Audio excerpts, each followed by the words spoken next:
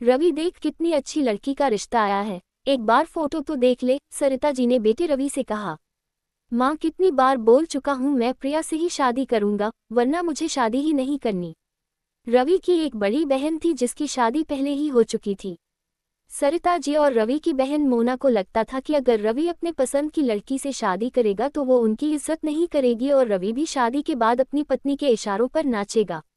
इसलिए वो कम पढ़ी लिखी और खुद की पसंद की लड़की से शादी करवाना चाहती थी।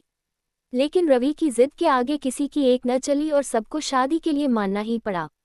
शादी के दिन ही मोना ने प्रिया में खामियां निकालना शुरू कर दिया और प्रिया की छोटी छोटी गलतियों को भी बड़ा चढ़ाकर बताकर बहुत हंगामा किया। रवि ने अपनी माँ और बहन के तेज स्वभाव के बारे में प्रिया को पहले ही बता दिया था। प्रिया शांत और समझदार थी, वो जानती थी कि मैं रवि की पसंद हूँ, इसलिए मुझे कोई पसंद नहीं करता। प्रिया ने सोचा बहन की तो शादी हो गई है, उससे क्या डरना, वो तो कुछ दिनों में चली जाएगी और सासू माँ का दिल तो मैं जीत ही लूंगी। लेकिन प्रिया गलत थी। सरिता जी हमेशा प्रिया को हर छोटी छोटी बात पर टोकती रहती, वो सीधे मुंह प्रिया से बात भी नहीं करती। प्रिया ने कई बार रवि से बोलने की कोशिश की, लेकिन रवि हमेशा कहता धीरे धीरे मान जाएगी, तुम हिम्मत मत हारो। प्रिया ने नोटिस किया कि सास ज्यादातर समय अपनी बेटी मोना से ही फोन पर बात करती रहती है और दिन भर के क्रियाकलापों की जानकारी देती है।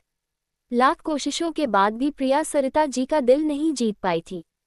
प्रिया ये जान गई थी कि सास के कान भरने का काम मोना ही कर रही है, तभी मां जी इतना रूखा व्यवहार करती है।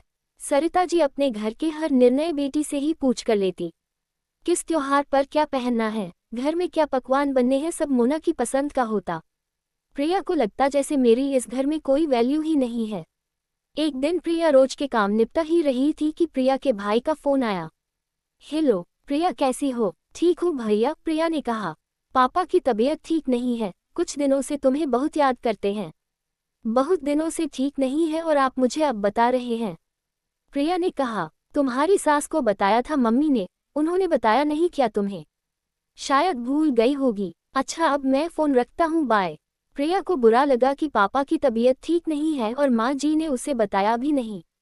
प्रिया सरिता जी के कमरे में जा ही रही थी कि उसके कदम रुक गए। सरिता जी फोन पर बात कर रही थी, फोन का स्पीकर खुला था इसलिए प्रिया को साफ साफ सुनाई दे रहा था। मोना बोल रही थी, ये सब मायके जाने के बहाने हैं, दिवाली आने वाली है, घर में काम ज्यादा है, इसलिए मायके जाकर काम से बचने का तरीका है ये। बोल दो माँ भाभी से कि दिवाली के बाद जाना। बहू को इतनी समझ तो होनी चाहिए कि अब ससुराल ही उसका घर है और ससुराल के लोगों को ही प्राथमिकता देनी चाहिए, न कि मायके को। प्रिया से अब रहा न गया और वो कमरे में जाकर सरिता जी से फोन लेकर मोना से बोलती है, दीदी आप बात तो बड़ी समझदारी वाली करती हैं, लेकिन ये समझदारी अपने जीवन में भी तो अपनाएं। आप भी तो किसी की बहू हैं, तो आप क्यों अपने मायके के हर छोटे बड़े कामों में दखल देती हैं? यहाँ के निर्णय मैं और मान जी ले सकते हैं, तो कृपया आप अपना घर देखिए और मुझे सुकून से रहने दीजिए।